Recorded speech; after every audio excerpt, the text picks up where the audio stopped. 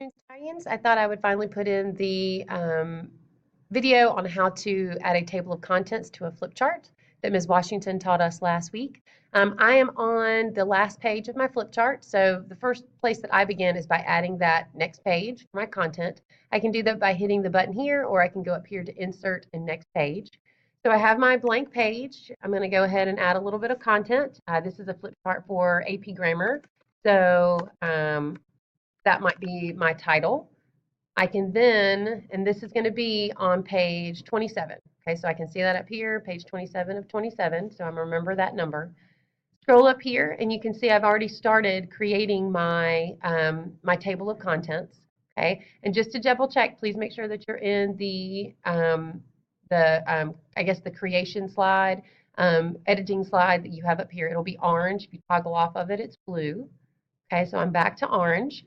I'm going to add what's going to become my link. Okay, so I've added periods, right? And then I'm going to click on my cursor and make sure that that's actually selected. Okay, then I can come up here to my little spinning top. I don't know what it's actually called.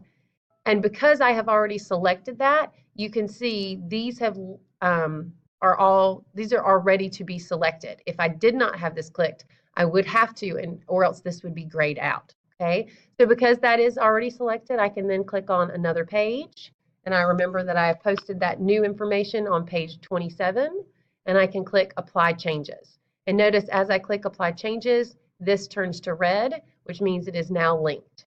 So if I come up here and go out of the design mode, out of the editing mode, and I scroll over that, that now becomes a link that will take me to that content page. All right, hopefully that is really helpful. I've used it a lot on some of my newer flip charts, and it really has saved me some time. If you have any questions, please let me know.